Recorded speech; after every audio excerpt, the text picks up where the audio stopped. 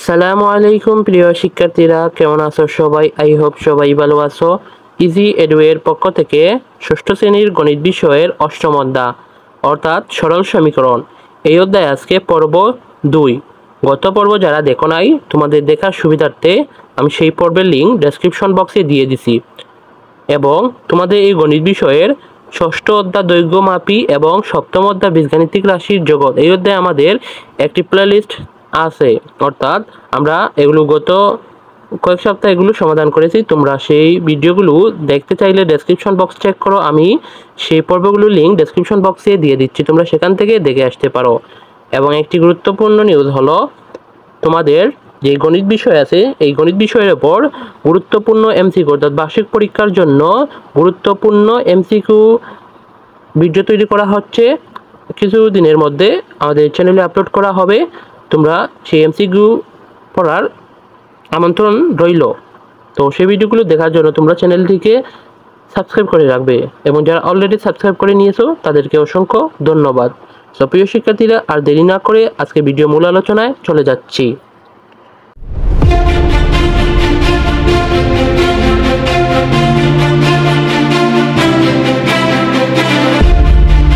তো প্রিয় শিক্ষার্থীরা, আমরা গত পর্বে 170 পৃষ্ঠা পর্যন্ত আলোচনা করেছি।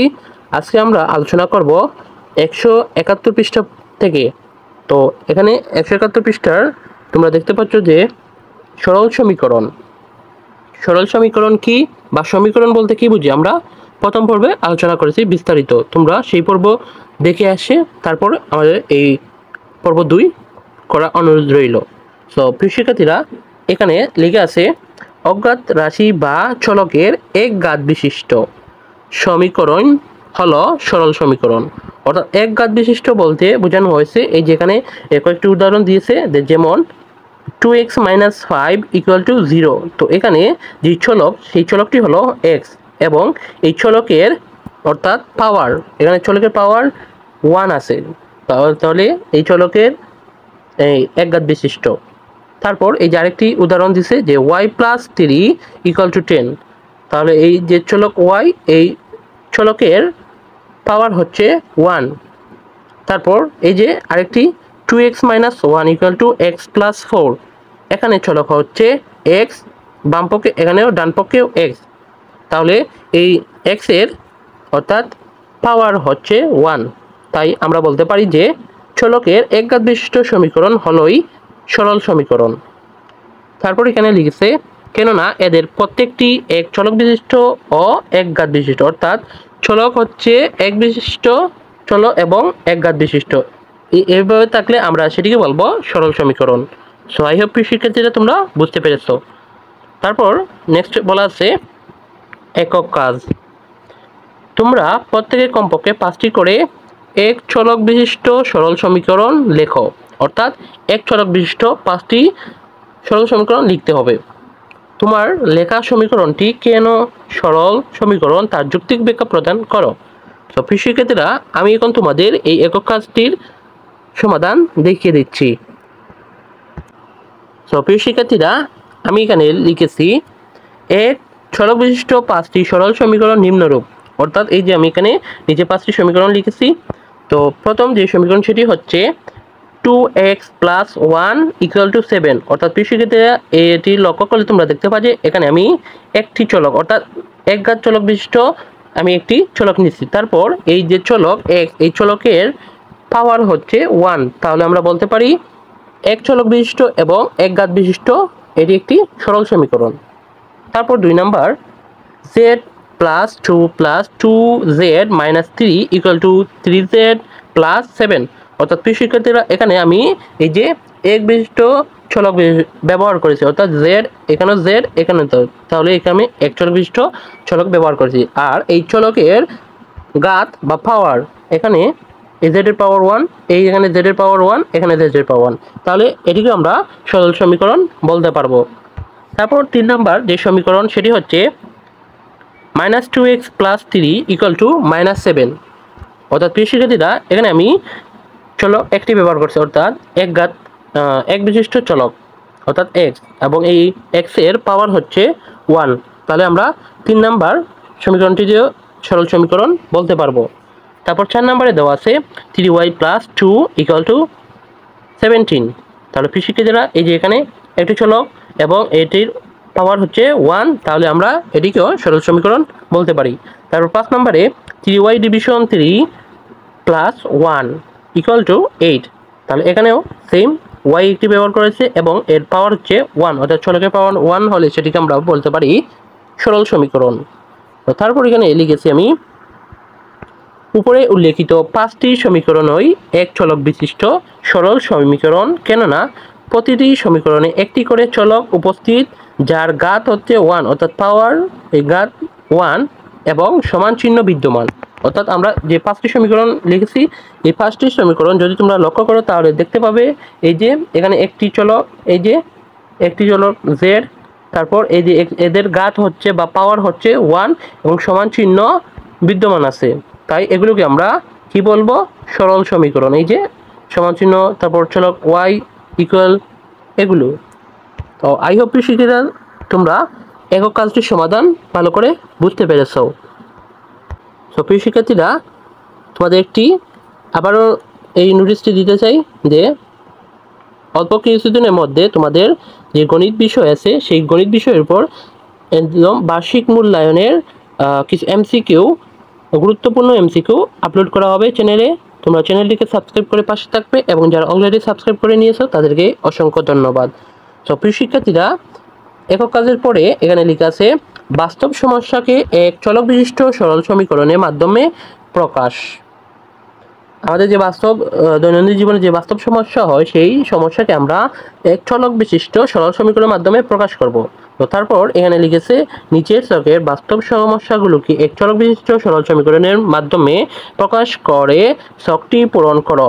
এক্ষেত্রে তুমি তোমার পছন্দ মতো অজানা রাশি চলক ব্যবহার করতে পারো। অর্থাৎ এখানে বলা আছে যে আমাদের যে জীবনের বাস্তব সমস্যা সেই বাস্তব সমস্যা নিয়ে একটি সরল সমীকরণ এক চলক বিশিষ্ট সরল সমীকরণে প্রকাশ করবো। তো আমরা এই যে অজানা রাশি বা চলক এগুলো আমরা কি করবো, যে কোনোটা, তো তোমার পছন্দ মতো আমরা চলক কোনগুলো ব্যবহার করি, ইংরেজি লেটার যে স্মল লেটারগুলো আছে সেই স্মল লেটারগুলো আমরা চলক হিসেবে বিভিন্নটা ধরতে পারি।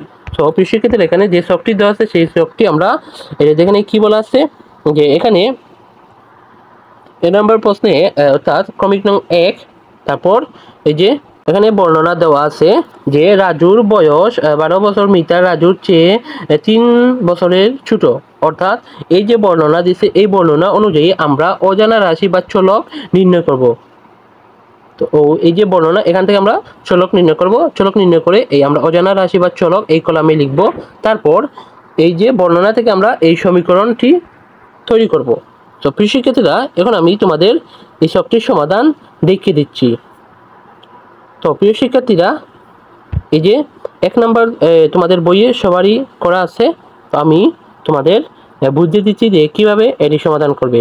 তো 1 নম্বরে যে বর্ণনা দিয়েছে সেটি হচ্ছে রাজুর বয়স 12 বছর, মিতা রাজুর চেয়ে 3 বছরের ছোট।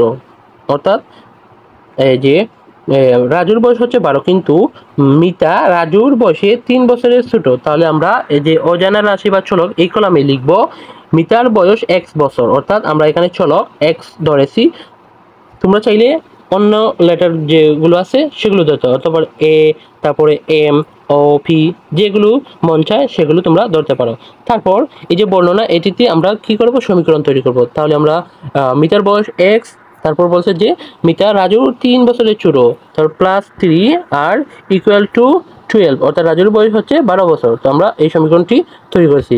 তারপর 1 নম্বরে এটি তোমাদের বইয়ে সবারই করা আছে। তো 2 নম্বরতে আমরা সমাধান করব। 2 নম্বরে বলা আছে যে একটি সংখ্যা দ্বিগুণের সাথে 7 গুণ যোগ করলে যোগফল 21 হবে। একটি সংখ্যা, তো তাহলে শিক্ষার্থীরা আমরা একটি সংখ্যা ধরে নিলাম এখানে y। তারপর বলছে যে সংখ্যার দ্বিগুণের সাথে একটি সংখ্যা y হলে তার দ্বিগুণ হবে 2y।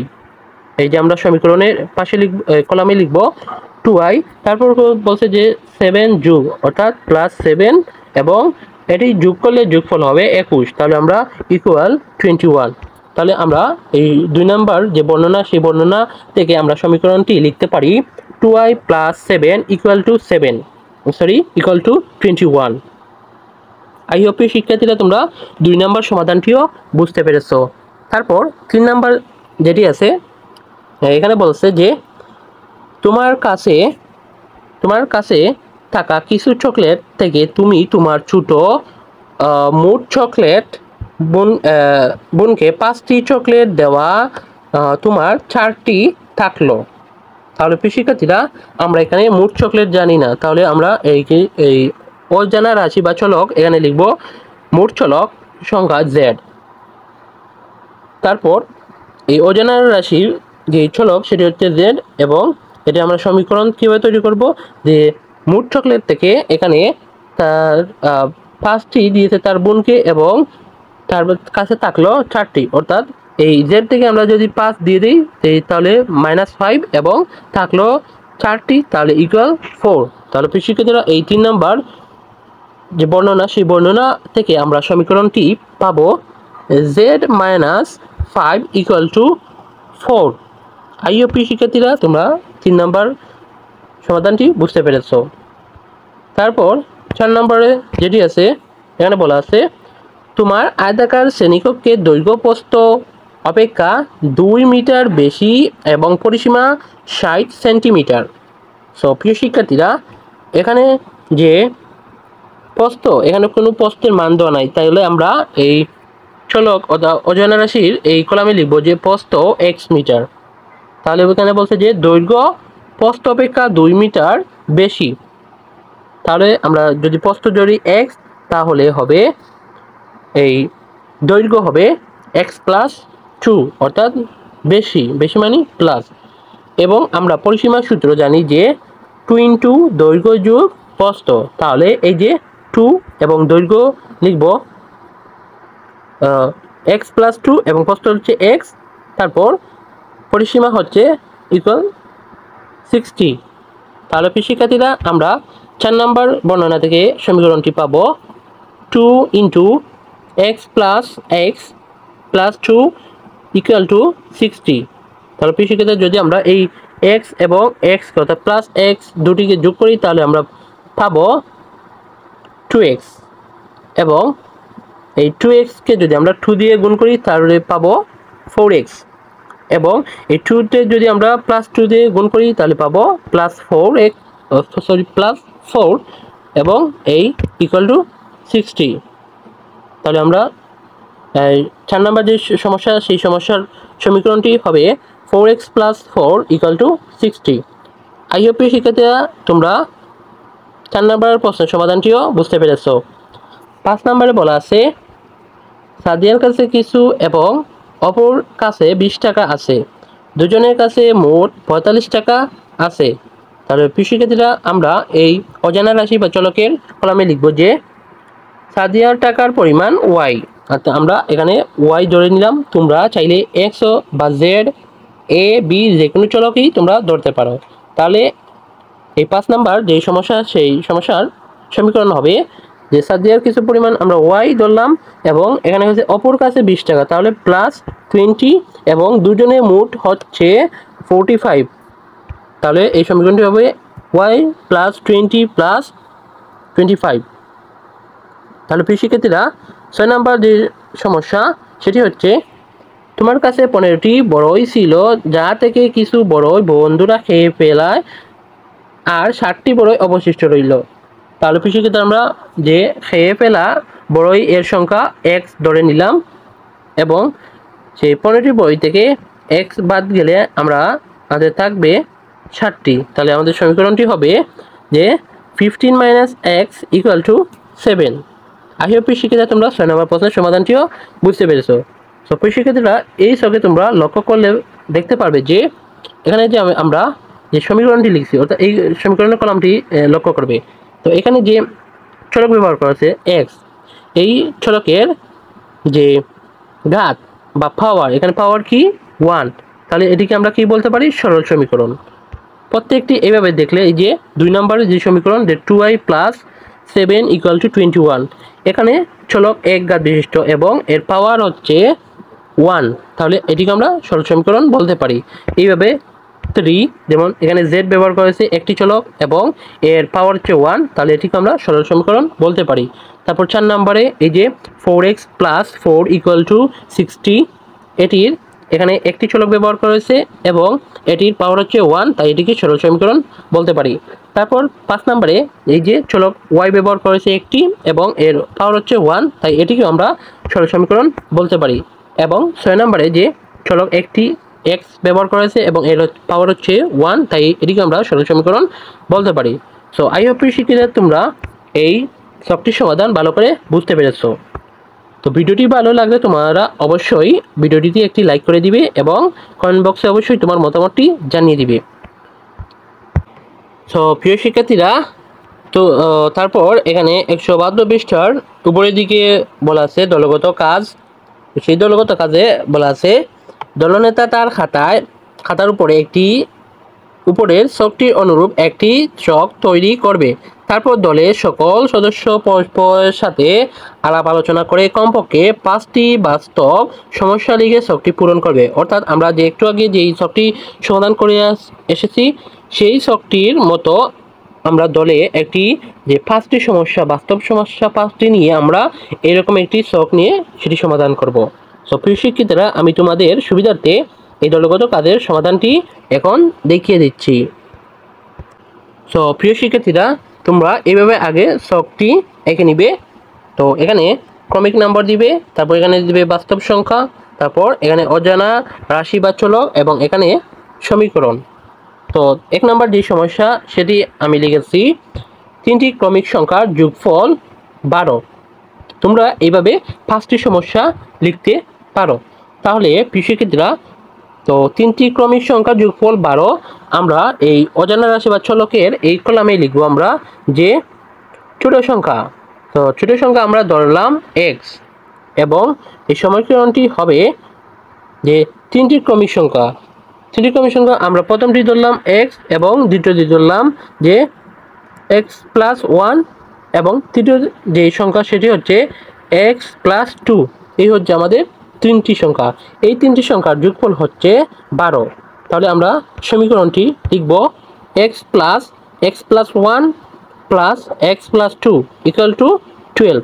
অর্থাৎ প্রিয় শিক্ষার্থীরা, তোমরা লক্ষ্য করলে দেখতে পাবে এখানে চলক একটি ব্যবহার করা হয়েছে, অর্থাৎ এক চলক বিশিষ্ট অর্থাৎ x, এখানে এক চলক বিশিষ্ট চলক ব্যবহার করা হয়েছে এবং এদের পাওয়ার হচ্ছে 1। তাহলে আমরা এটিকে কি বলতে পারি? সরল সমীকরণ, এবং এখানে সমান চিহ্ন বিদ্যমান, তাহলে এটিকে আমরা সরল সমীকরণ বলতে পারি। তো আই হোপ প্রিয় শিক্ষার্থীরা, তোমরা 1 নম্বর সমস্যাটি বুঝতে পেরেছো। তারপর 2 নম্বরে লিখেছি একটি খাতার মূল্য 30 টাকা, একটি খাতা ও দুটি কলমের মূল্য একত্রে 40 টাকা। অর্থাৎ প্রিয় শিক্ষার্থীরা, আমরা এখানে অজানা রাশি বা চলকের কলামে লিখব একটি কলমের দাম y টাকা। অর্থাৎ এখানে কলমের দাম দেওয়া নেই, শুধু খাতার দাম 30 টাকা দেওয়া আছে, কিন্তু আমরা কলমের দামটি জানি না, তাই কলমের দামটি আমরা ধরে নিলাম y টাকা। তাহলে আমরা সমীকরণটি লিখব যে একটি খাতার দাম 30 টাকা এবং একটি কলমের দাম y টাকা। তাহলে এখানে কয়টি কলমের কথা বলা হয়েছে? 2টি। আর এখানে একটি খাতা বলা হয়েছে যেহেতু এখানে তাটি বসিয়ে দিব এবং 2টি কলমের মূল্য, একটি কলমের মূল্য যেহেতু y টাকা, 2টি কলমের মূল্য হবে 2y টাকা এবং এদের যোগফল হবে 40। তো প্রিয় শিক্ষার্থীরা, এই 2 নম্বর সমস্যার যে সমীকরণ সেটি হবে 30 প্লাস 2y ইকুয়াল টু 40। তাহলে প্রিয় শিক্ষার্থীরা, তোমরা লক্ষ্য করলে দেখতে পারবে এখানে y অর্থাৎ এক চলক বিশিষ্ট এবং এদের ঘাত হচ্ছে 1, অর্থাৎ y এর পাওয়ার হচ্ছে 1। তাহলে এটিকে আমরা কি বলবো? সরল সমীকরণ। তো আই হোপ শিক্ষার্থীরা, তোমরা 2 নম্বর প্রশ্নের সমাধানটিও বুঝতে পেরেছো। তো তারপর 3 নম্বর বলা আছে একটি সংখ্যার 5 গুণ সাথে 2 যোগ করলে যোগফল 17। অর্থাৎ একটি সংখ্যা আমরা জানি না কত, তাহলে সেটিকে আমরা চলকের ঘরে লিখব সংখ্যাটি z। তাহলে এই z সংখ্যা অর্থাৎ একটি সংখ্যার 5 গুণের, একটি সংখ্যা z হলে তার 5 গুণ হবে 5z। 5 গুণের সাথে 2 যোগ মানে প্লাস 2 এবং এদের যোগফল হবে 17, তাহলে সমান 17। তাহলে প্রিয় শিক্ষার্থীরা, 3 নম্বর যে সমস্যা সেই সমস্যার সমীকরণটি হবে 5z প্লাস 2 ইকুয়াল টু 17। তাহলে লক্ষ্য করলে এখানে দেখতে পারবে যে চলক জেড ব্যবহার করা হয়েছে এবং এই জেডের পাওয়ার হচ্ছে 1, তাহলে আমরা এটিকে কি বলতে পারি? সরল সমীকরণ। আই হোপ প্রিয় শিক্ষার্থীরা তোমরা 3 নম্বর সমস্যাটিও বুঝতে পেরেছো। সো প্রিয় শিক্ষার্থীরা 4 নম্বর যে সমস্যা এখানে দেওয়া আছে যে একটি সংখ্যা 3 গুণ থেকে এক সংখ্যাটির 1/3 অর্থাৎ 1/3 বলতে বোঝানো হয়েছে 3/1 তো প্রিয় শিক্ষার্থীরা তারপর এখানে লিখেছে 1/3 বিয়োগ করলে বিয়োগফল 8 হবে। তাহলে প্রিয় শিক্ষার্থীরা আমরা সংখ্যাটি জানি না কত, তাহলে আমরা এই অজানা রাশি বা চলকের কলামে লিখব সংখ্যাটি x। তাহলে সংখ্যাটি x হলে এখানে বলছে যে সংখ্যাটি 3 গুণ মানে 3x, এবং এখানে বলছে যে সংখ্যা 3 গুণ থেকে সংখ্যাটি 1/3 বিয়োগ 1/3 অর্থাৎ আমরা সংখ্যাটি ধরলাম x এবং 1/3 আমি তোমার বলছি যে 3/1 তাহলে আমরা যদি এই x কে গুণ করি 1 এর সাথে তাহলে আমরা পাবো x এবং নিচে 3 আছে তাই এখানে 3 বসিয়ে দিলাম, এবং এগুলো কি বলছে যে বিয়োগ, যার কারণে এখানে বিয়োগ হয়েছে, এবং তারপর বলছে যে বিয়োগফল 8 তাহলে সমান 8। তাহলে প্রিয় শিক্ষার্থীরা 4 নম্বর সমস্যাটির সমীকরণ হবে এইভাবে যে 3x - x/3 = 8। তাহলে প্রিয় শিক্ষার্থীরা লক্ষ্য করলে এখানে দেখতে পারবে যে চলক x ব্যবহার করেছে এবং এদের পাওয়ার হচ্ছে 1, তাই এদিকে এবং এই যে এখানে সমান চিহ্ন বিদ্যমান আছে, তাহলে আমরা এটিকে কি বলবো? সরল সমীকরণ। আই হোপ প্রিয় শিক্ষার্থীরা তোমরা 4 নম্বর সমস্যাটিও বুঝতে পেরেছো। সো প্রিয় শিক্ষার্থীরা 5 নম্বর সমস্যাটি হলো 2টি আপেল, 1টি কমলা ও 3টি পেয়ারার মোট দাম 115 টাকা, যেখানে একটি কলম ও একটি পেয়ারার দাম যথাক্রমে 20 টাকা ও 15 টাকা। সো প্রিয় শিক্ষার্থীরা আমরা এখানে আপেলের দাম জানি না, তাহলে এখানে আমরা আপেলের দাম ধরলাম একটি আপেলের দাম y টাকা।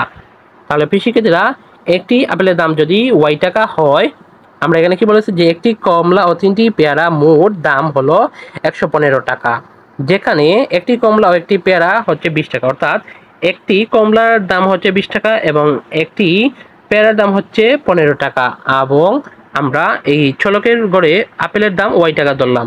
তাহলে প্রিয় শিক্ষার্থীরা এখানে যদি আমরা 2টি আপেল লেখা আছে, এই যে লক্ষ্য করলে দেখতে পাচ্ছি 2টি আপেল, তাহলে একটি আপেলের দাম যদি y টাকা হয় 2টি আপেলের দাম হবে 2y টাকা। তাহলে এদের যোগফল অর্থাৎ এগুলোর মোট দাম হচ্ছে 115 টাকা। তাহলে আমরা এখানে লিখবো এই যে 2টি আপেলের দাম হচ্ছে 2y এবং একটি কমলার দাম হচ্ছে 20 টাকা এবং একটি পেয়ারার দাম হচ্ছে গিয়া 15 টাকা। এগুলো হচ্ছে 3টি পেয়ারা, তাহলে 3 × 15 গুণ করলে হবে আমাদের 45। তাহলে আমরা এই 5 নাম্বার বর্ণনা থেকে সমীকরণটি পাবো যে 2y + 20 + 3 × 15 = 115। তো তোমরা এখানে লক্ষ্য করলে দেখবে যে এই যে এখানে একটি চলক y ব্যবহার করেছে এবং এটির পাওয়ার বা ঘাত হচ্ছে 1, যার কারণে এটিকে আমরা কি বলতে পারবি? সরল সমীকরণ। তো আই হোপ শিক্ষার্থীরা তোমরা এই 5 নাম্বার সমস্যার সমাধানটিও বুঝতে পেরেছো। সো প্রিয় শিক্ষার্থীরা সমাধানটি কেমন লেগেছে অবশ্যই কমেন্ট বক্সে জানিয়ে দিবে, এবং আমাদের ভিডিওগুলো বাংলাদেশের কে কোন জেলা থেকে দেখো সেটি অবশ্যই কমেন্ট বক্সে লিখে যাবে, এবং তোমাদের এমসিকিউ সাজেশন অর্থাৎ বার্ষিক পরীক্ষার যে তোমাদের পরীক্ষা হবে সেটির সাজেশন তৈরি করা হচ্ছে গণিত সহ অন্যান্য বিষয়ের। তোমরা চ্যানেলটিকে সাবস্ক্রাইব করে রাখবে, খুব অল্প দিনের মধ্যেই তোমরা সাজেশন ভিডিওগুলো পেয়ে যাবে। সো প্রিয় শিক্ষার্থীরা আমরা দলগত কাজ সমাধান করলাম, তারপর সরল সমীকরণ সমাধান এটি বলবো। তো এখানে সরল সমীকরণ সমাধানে কি বলা আছে আমরা একটু পড়ে নিই। একটি সমীকরণ থেকে এর অজানা রাশি বা চলকটির মান বের করার প্রক্রিয়াকে আমরা সমীকরণের সমাধান বলে থাকি, আর চলকের মান হলো সমীকরণের মূল, অর্থাৎ চলকের যেই মান সেটি হবে সমীকরণের মূল। এই মূল সমীকরণটি উভয় পাশে বসালে বামপক্ষ ও ডানপক্ষ সমান হয়। সো প্রিয় শিক্ষার্থীরা আমি এখন তোমাদের একটি উদাহরণের মাধ্যমে এই লেখাটি বুঝিয়ে দিতে চাই। সো প্রিয় শিক্ষার্থীরা আমি একটি সাদা পেজ নিয়ে নিছি। তো এখানে আমি যেমন লিখলাম x + 5 = 15। তাহলে এই যে সমীকরণটি লিখলাম, এই সমীকরণে আমরা যে এই বাম পক্ষ হচ্ছে x প্লাস 5 এবং ডান পক্ষ হচ্ছে 15, তাহলে আমরা এই x এর মানই হবে আমাদের সমীকরণের মূল। অর্থাৎ আমরা যদি এখানে x এর মান বের করি তাহলে আমরা পাবো, এই যে আমরা বাদ দিলে আমরা x লিখবো বাম পাশে এবং 15, আর এদিকে কি, এটি বাম পাশে আছে +5, ডান পাশে গেলে কি হবে -5, অর্থাৎ একটি পক্ষান্তর নিয়ম। এবং এই পক্ষান্তর নিয়ম আমরা পূর্বে ভিডিওতে আলোচনা করেছি, তোমরা সেই ভিডিও দেখে আসে এই ভিডিওটি দেখার অনুরোধ রইল। তো এখানে যদি আমরা এই বিয়োগ করি তাহলে অতএব আমরা x = 10, অর্থাৎ এই x এর মান হচ্ছে 10। তো এখন যদি আমরা এই সমীকরণটি লিখি, অর্থাৎ এই বাম পক্ষ এখানে লিখলাম, বাম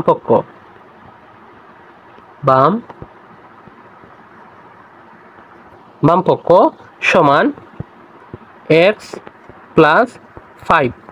তো শিক্ষার্থীরা এখন যদি আমরা x এর মান কত পেয়েছি 10, এই 10 কে যদি x এর জায়গায় বসিয়ে দিই, এই যে 10 প্লাস 5, তাহলে কত হবে 10 প্লাস 5 মানে 15। তাহলে শিক্ষার্থীরা লক্ষ্য করলে দেখতে পারবে যে এখানে ডান পক্ষ সমান বাম পক্ষ, এই যে এটি হচ্ছে ডান পক্ষ 15 এবং আমাদের এই বাম পক্ষ সমান 15, অর্থাৎ ডান পক্ষ সমান বাম পক্ষ দুটি মিলে গেছে। অর্থাৎ এই যে বাম পক্ষ এনে লিখবে বাম পক্ষ, আর এখানে এলে ডান পক্ষ, অর্থাৎ আমাদের সমান হয়ে গেছে। তাই আমরা বলতে পারি যে x হচ্ছে সমীকরণের মূল। সো এখন আমি এগুলো মুছে নিচ্ছি। সো আই হোপ শিক্ষার্থীরা আমি যে উদাহরণটি দিয়েছি সেই উদাহরণের মাধ্যমে তোমরা একদম ক্লিয়ার হয়ে গেছো। তো তারপর কি বলা আছে, তারপর এখানে বলা আছে সমীকরণ সমাধান করতে হলে জানতে হবে। তো প্রথমে কি দেওয়া আছে, সমীকরণের পরস্পর সমান রাশির প্রত্যেকের সাথে, অর্থাৎ সমান রাশির প্রত্যেকের সাথে একই রাশির যোগ, সমান রাশির প্রত্যেকের সাথে একই রাশির যোগ করলে যোগফল পরস্পর সমান হবে, এটি হচ্ছে 1 নাম্বার। তারপর 2 নাম্বার বলা আছে পরস্পর সমান রাশির প্রত্যেকটির সাথে একই রাশির বিয়োগ করলে বিয়োগফলগুলো পরস্পর সমান হবে। তারপর 3 নাম্বার বলা আছে সমীকরণের পরস্পর সমান রাশির প্রত্যেকটিকে একই রাশি দ্বারা গুণ করলে গুণফল পরস্পর সমান হবে। এবং 4 নাম্বার বলা আছে পরস্পর সমান রাশির প্রত্যেকটিকে অশূন্য একই রাশি দ্বারা ভাগ করলে ভাগফলগুলো পরস্পর সমান হবে। শূন্য দিয়ে ভাগ করা কেন যায় না, ব্যাপারটা ভেবে দেখো তো। অর্থাৎ শিক্ষার্থীরা আমরা পূর্বের ভিডিওতে তোমাদেরকে বলেছি যে শূন্য দিয়ে যদি কোনো সংখ্যাকে ভাগ করি তাহলে সেটি ভাগ হয় না। অর্থাৎ তোমরা যে সায়েন্টিফিক ক্যালকুলেটর আছে, এই সায়েন্টিফিক ক্যালকুলেটর তোমরা যদি যে কোনো সংখ্যা, যেমন তোমরা তোমাদের ক্যালকুলেটরে যে কোনো একটি সংখ্যা ধরবে, যেমন 60, 10 বা 55, 68 যে কোনো একটি সংখ্যা ক্যালকুলেটরে তুলবে। তো সেই সংখ্যাকে তোমরা ভাগ দিবে, তারপর শূন্য দিবে। তো তোমরা যদি এটি তুলো তাহলে দেখতে পাবে যে আমাদের এই ক্যালকুলেটর এখানে সাইন অর্থাৎ মেড এরর এই লেখাটি এসেছে, মানে এই শূন্য দিয়ে কোনো সংখ্যা ভাগ করা যায় না। তো আই হোপ শিক্ষিত তোমাদেরকে ভালো করে বোঝাতে পারছি। তো তারপর এখানে লেখা আছে ট্রায়াল অ্যান্ড এরর প্রক্রিয়ার সমাধান যাচাই করে সরল সমীকরণের সমাধানে পৌঁছাই। অর্থাৎ শিক্ষিত এখানে একক কাজ দেওয়া আছে, সেই একক কাজটি কি বলা আছে আমরা একটু পড়ে নিই। যে তোমরা প্রত্যেকে উপরের 4টি তথ্যে প্রত্যেকটির জন্য একটি করে সমীকরণ লিখো এবং সরল করে সমীকরণগুলো সমাধান করো। অর্থাৎ প্রিয় শিক্ষার্থীরা এই যে ছক দেওয়া আছে 172 পৃষ্ঠা একদম শেষের দিকে ক্রমিক নাম্বার সমীকরণ, তারপর চলকের মান, শুদ্ধি পরীক্ষা এবং সমাধান শুদ্ধ হলে টিক চিহ্ন এবং আর না হলে ক্রস চিহ্ন দাও। প্রিয় শিক্ষার্থীরা এই যে সমীকরণ দিয়েছে যে x প্লাস 5 = 9 এবং এখানে চলকের মান ধরছে একবার x = 14 এবং আরেকবার দিচ্ছে যে x = 4। এই যে মান, এই মানগুলো বসিয়ে আমরা যে সমীকরণ, এই সমীকরণ বাম পক্ষ সমান ডান পক্ষ হয় কিনা সেটি আমরা এখানে শুদ্ধি পরীক্ষা করব। এবং যদি এই যে দুটি মান দেওয়া আছে সেই দুটি মান একটি বসিয়ে যদি মিলে তাহলে সেটিকে আমরা ঠিক চিহ্ন দিব, এবং যদি এই মানটি বসিয়ে সমীকরণ না মিলে তাহলে এখানে ক্রস দিব। সো প্রিয় শিক্ষার্থীরা, এখন আমি তোমাদেরকে এই সবটির সমাধান দেখিয়ে দিচ্ছি। সো প্রিয় শিক্ষার্থীরা, আমরা এই যে সমাধানটি এখানে দেখে নিব। এক নম্বর যে সমস্যাটি ছিল সেটি হচ্ছে যে সমীকরণটি ছিল এক্স প্লাস 5 ইকুয়াল টু 9। অর্থাৎ প্রিয় শিক্ষার্থীরা, এটি একটি চলকের মান দেওয়া আছে প্রথমে যে x ইকুয়াল টু 14। তাহলে আমরা যদি এই x এর জায়গায় এই 14 মান বসাই, অর্থাৎ এইভাবে যে বাম পক্ষ, অর্থাৎ বাম পক্ষ এই যে সমান সমানের এই সাইড হচ্ছে বাম পক্ষ এবং এগুলো হচ্ছে এ সাইড হচ্ছে ডান পক্ষ। তাহলে আমরা প্রথমে বাম পক্ষ লিখি, যে অর্থাৎ যে সাইডে এই যে চলক থাকবে সেটি হচ্ছে আমাদের বাম পক্ষ। তো বাম পক্ষগুলো লিখবো, যে চলক যে সাইডে থাকবে ডান পক্ষে থাকলে ডান পক্ষে সেই সমীকরণটি এখানে লিখবো। তো প্রথমে আমরা বাম পক্ষ লিখবো। তো বাম পক্ষ হচ্ছে এক্স প্লাস 5। তাহলে আমরা যদি এই এক্স এর জায়গায় 14 বসাই তাহলে আমরা পাবো 19।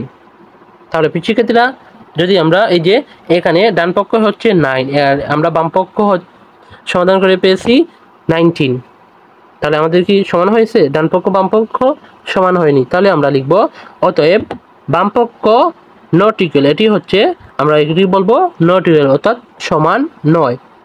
নট ইকুয়াল বা সমান নয় ডান পক্ষ, অর্থাৎ বাম পক্ষ ডান পক্ষ সমান নয়। তাহলে আমরা এখানে কি বলছে, যে সমাধান শুদ্ধ, সমাধান শুদ্ধ হলে টিক চিহ্ন আর না হলে ক্রস চিহ্ন। অর্থাৎ যেহেতু এই যে সমস্যা এটি আমাদের শুদ্ধ হয়নি, তাহলে এখানে আমরা ক্রস চিহ্ন দেব। তারপর আরেকটি মান দেওয়া আছে, সেই মানটি দিয়ে আমরা দেখব যে সমীকরণটি শুদ্ধ হয় কি না। তো প্রিয় শিক্ষার্থীরা, এই যে আরেকটি মান দেওয়া আছে যে এক্স সমান 4।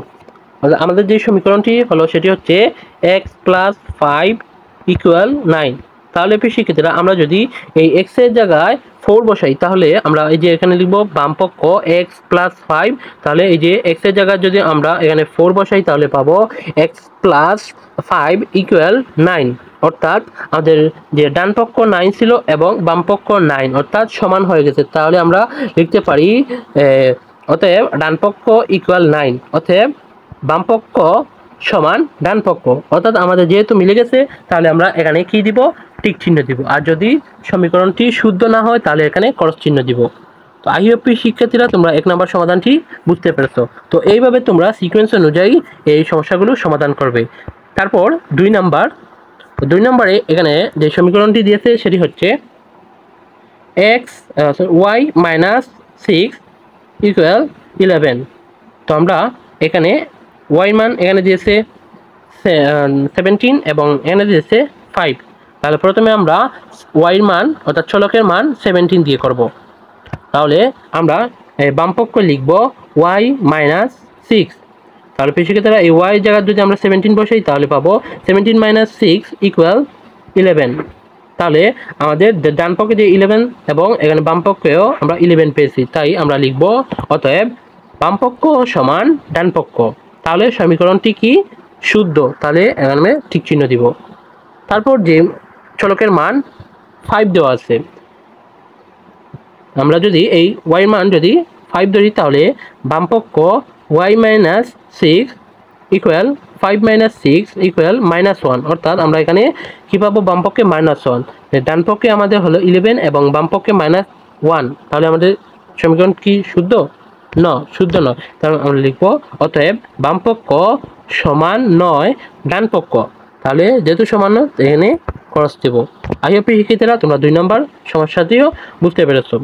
তারপর 3 নম্বর যে সমীকরণ সেটি হচ্ছে 2x প্লাস 1 ইকুয়াল 25।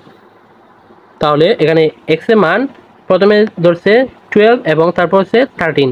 তাহলে প্রথমে আমরা এই x এর মান 12 ধরে করব। তাহলে আমরা বাম পক্ষ লিখব 2x প্লাস 1 ইকুয়াল, এই x এর মান আমরা 12 দেবো, তাহলে 2 × 12 প্লাস 1। তাহলে আমরা 2 ইন্টু 12 যদি গুণ করি তাহলে পাবো 24, তারপর +1, এবং 24 এর লগে যদি আমরা +1 যোগ করি তাহলে আমরা পাবো 25। তাহলে প্রিয় শিক্ষার্থীরা আমাদের ডান পক্ষ 25, বাম পক্ষ 25, তাহলে সমীকরণটি শুদ্ধ অর্থাৎ মিলে গেছে। তাহলে আমরা লিখব ডান পক্ষ সমান বাম পক্ষ, বাম পক্ষ সমান ডান পক্ষ, সমীকরণটি শুদ্ধ, যার কারণে এখানে টিক চিহ্ন হবে।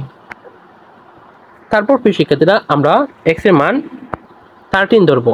তো x এর মান যদি 13 ধরি তাহলে আমরা লিখব বাম পক্ষ ইকুয়াল 2x + 1, তাহলে আমরা এই x এর জায়গায় মান বসাবো 13 + 1, তাহলে 2 ইন্টু 13 গুণ করলে আমরা পাবো 26, এবং 26 এর সাথে 1 প্লাস করলে আমরা পাবো 27।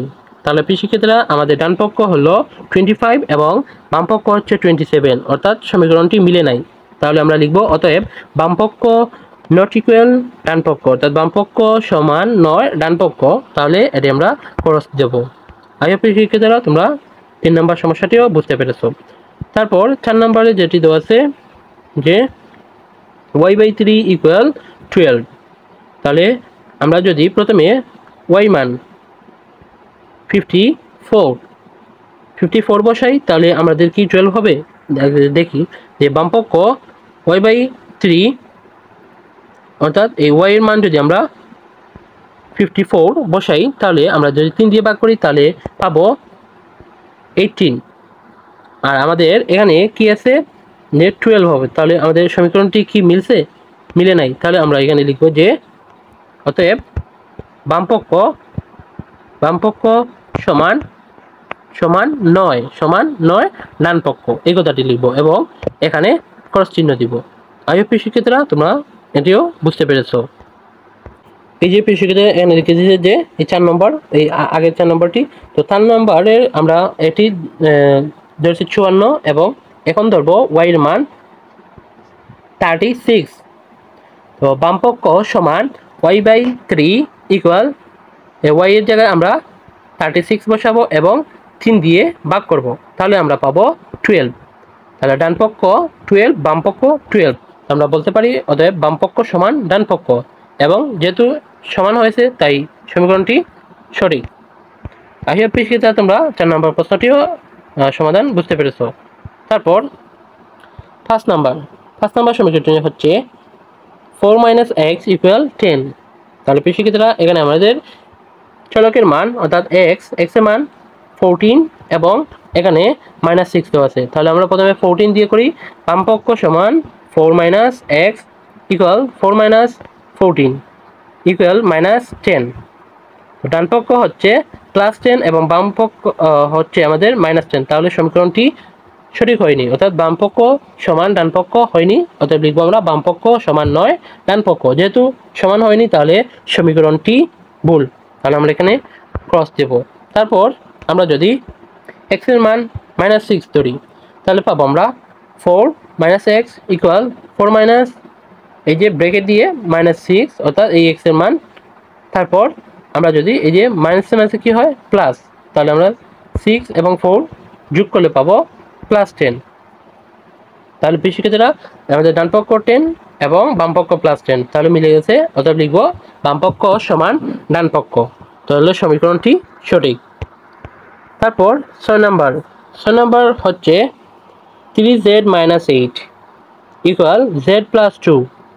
তাহলে প্রিয় শিক্ষার্থীরা আমরা এখন z এর মান এখানে 5 যদি 5 ধরে করি তাহলে পাবো বাম পক্ষ সমান 3z - 8 = এই যে 3 ইন্টু z এর মান ধরেছি 5 -8, 3 × 5 = 15 থেকে যদি আমরা 8 বাদ দিই তাহলে পাবো 7, অর্থাৎ 7।